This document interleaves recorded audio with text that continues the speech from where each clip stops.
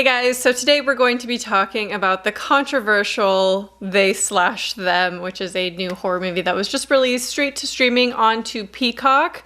And I didn't know what to expect with this one. Obviously everyone is, taken aback by the title. They read it as they, them, and they think it's possibly making fun of pronouns or, anything like that. So I actually posted a TikTok a little while ago on horror movies coming out in August. I will link my TikTok down below. You can follow me over there if you just want more of this kind of content, but like short form. Well, I don't do reviews over there. Maybe I should. Anyway, I posted a TikTok about horror movies coming out in August, and They/Them, of course, was on that, and that seemed to be very controversial, and every single comment was about They/Them. And then I started seeing a bunch of misinformation, which at the time I didn't really know was misinformation in my comment section until after I'd watched the movie, but they were promoting it as something that was extremely homophobic.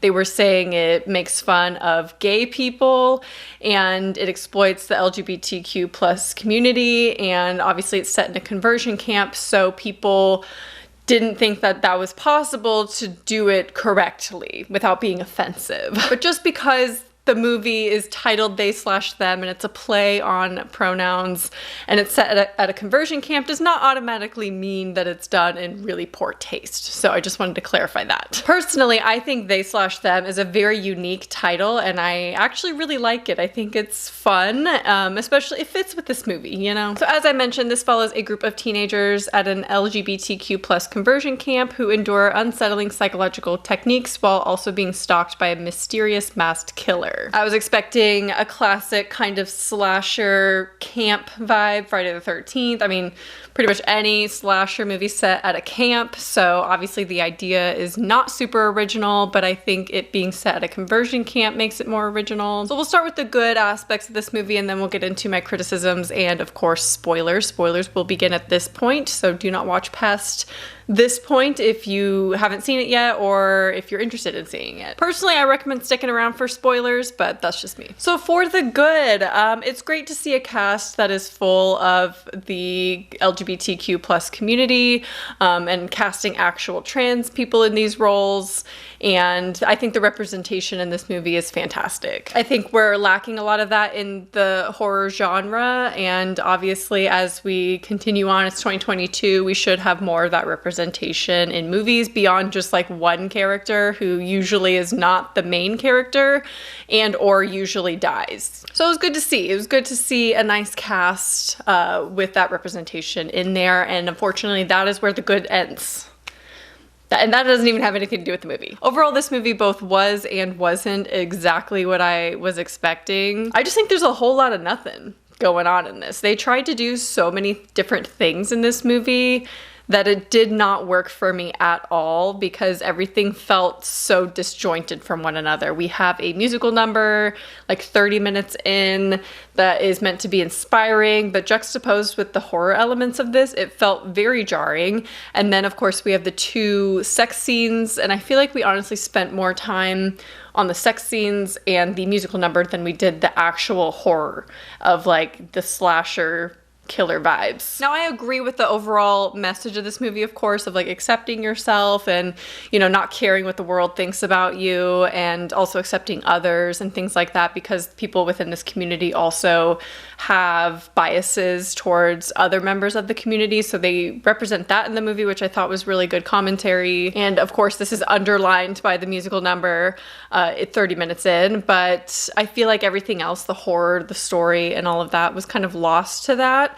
And I feel like this was just such a weird movie put together. Overall, I think the story's pretty dull. I don't even think we learn a lot of the characters' names, and we don't get a ton of character development. There's very obvious main characters in the musical number. You see like the main like 5 or 6 people in the center of the dance, and then you have like the side characters who don't have names, just like on the beds dancing, and I just feel like that's just such an obvious choice. But even with the main characters, like the center 6, I just don't feel like we get enough development really with them, and I wish there were fewer characters. Maybe we spent some more time with them. They tried to put in some backstories here and there that, were relatable, but it just didn't work overall. I just feel like they put a little bit in there and then moved on. And then that's kind of what they did with everything else. They put a little bit of horror in there and then they moved on. And the story was just very discombobulated. Also, the amount of trauma and torturing of these campers is equal to the amount, if not more, the amount of horror that we actually get in the movie. So for me, that just rubs me the wrong way because I feel like it's just a reason to exploit the trauma of these people being put through, you know, horrific situations and using that almost as horror elements, when that's not really what we want from this kind of movie. I don't want to see the LGBTQ plus community being tortured psychologically like they were, and physically really, like they were in this movie as the horror. I wanted like slasher, someone, you know, like Friday the 13th, Jason coming in, killing some people. And honestly, some parts were extremely uncomfortable to watch. And so I do agree with some people saying that if you are queer, to, you know, be aware that there are some scenes in this that will be very triggering and possibly traumatic, because it's rough. But the fact that those scenes were like equal to the amount of horror that we actually got, of like traditional horror that I was expecting in the movie, it just didn't sit well with me. And I'm sure there was like an intention behind it to show how people are treated in society, especially by people who are similar to the camp counselors. And it definitely was horrific, but not in an entertaining way. That's not really what I signed up for. And then you have that juxtaposed with the fun campiness of the rest of the movie, with it being more lighthearted. There's humor elements in there.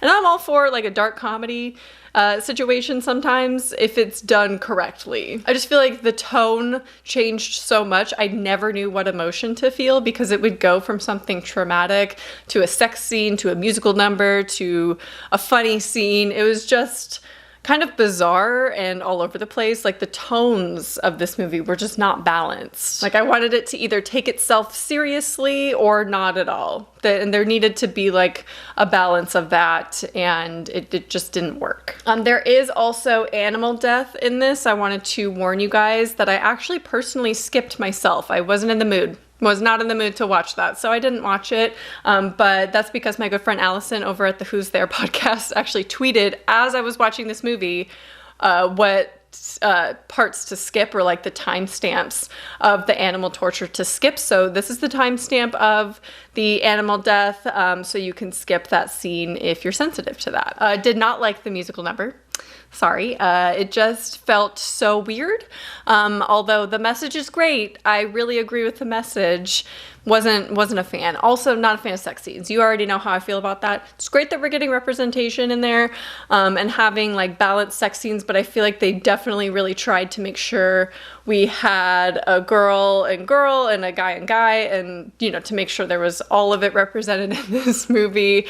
And that's fine, but regardless of who's in the scene, I don't like sex scenes, so I didn't like those. So I actually ended up watching 2 movies this weekend that really kind of bothered me, with the fact that the deaths were off camera. That really annoys me. Prey also did this. I'm not going to be doing a full review of Prey, but I wasn't a huge fan of that movie, but I will be doing a short little review, of course, at the end of the month for my monthly recap. And it's probably a budget thing that they can't show like a ton of gore or do a lot of death scenes on camera where we actually see it. It just feels a little bit lazy, but again, it's probably a budget thing. I personally think if this movie was more violent, and that sounds bad given the context of what it is, but when we get to spoilers, you'll understand why I want it to be more violent.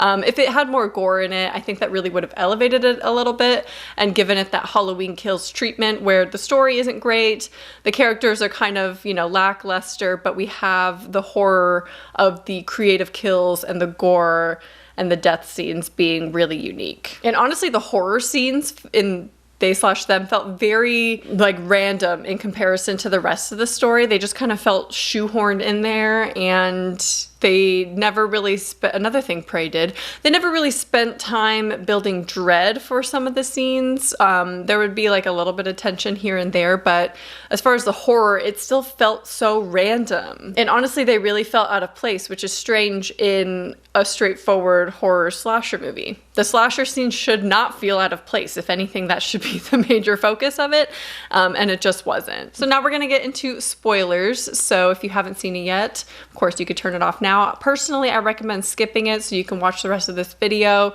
and just hear about the ending and what the movie is truly about, because I just personally wouldn't recommend it. So you know how I said in the beginning of the video how people were commenting that only the queer people are being murdered and it's just a like exploitation of their traumas and it's very homophobic and things like that. It is not, because they don't actually die. Yeah, it's the camp counselors. And once you notice the trend of this happening, the movie becomes very predictable of what's going on. So we don't see the LGBTQ plus community being murdered, but we do see them being tortured. So I'm not sure if that's better. Now, that's one of my expectations going in. I was like, how are they gonna deal with this? Like, are we just gonna watch them die after being psychologically tortured at a conversion camp? Like, that doesn't sound like a fun time or like a fun thing to watch. So it did end up being half that, where we got to see the psychological torture, but they aren't actually the victims in this movie. So I thought that was interesting. Obviously, we learned this, you know, as soon as the maybe second death happens, you realize, oh, it's probably, they're not gonna die. It just ended up being so cheesy and corny to me. Like, I get the message, I like the message, but they just did it in such a cringe way that I just wasn't a fan. And the final act just felt so jarring and it was so predictable. Like, I almost was rolling my eyes in the end, because of course that is exactly what would happen. So once you notice the camp counselor is dying, you realize, oh, this is probably a revenge story, right? Someone who used to be at this camp, who was part of that community and tortured by these people, and then comes back to kill the counselors. And that's exactly what happened. That's what happened. But she's also an employee of the camp, so she is hired on as like a new counselor, and so you kind of don't expect her to be the killer, but you know that it's going to be a revenge story. You know someone's coming back that used to be at the camp to come kill these people. Also, it kind of did the trope where she ended up killing the actual woman who was hired to this camp on her way there so she could take her identity and thus seek her revenge. Overall, this movie just ended up being very predictable and just very generic. I feel like there wasn't anything going on. Everything I told you is exactly what happens, and none of it was exciting. I was never excited about any part of this movie. And lately I've been trying to have an open mind that, okay, they're gonna do something weird, something different is going to happen, because they wouldn't just make a slasher. They wouldn't just do that. I don't know. And I was severely disappointed because I thought surely there's got to be something different. It was different in the sense I was expecting them to be the actual victims, and they ended up not being victims at all. But other than that, it was pretty predictable. I don't know. I just feel like they could have done so much more with this. I want to say that the idea is cool, but it can go very wrong very quickly. So it definitely was a risk for them to take, setting this at a conversion camp and having it be a slasher movie. People are going to make assumptions, and then having the title be They Slash Them, which again, play on words. I think it's great. I think it's pretty genius and it works with the movie. But you know, I just don't know if this movie ended up doing what it wanted to do. Anyway, I would love to hear your thoughts if you've seen They Slash Them. Of course, you can stream it on Peacock if you haven't seen it yet. But I just don't think it's worth your time. You know, it's just, it's very average, nothing special is going on really. There's a lot of movies coming out this month, so I am picking and choosing which ones I review. You guys voted and definitely wanted to hear this review. I will be reviewing Bodies, Bodies, Bodies next week, so stay tuned for that. But in the meantime, I hope you enjoyed this video and I will talk to you soon. Bye.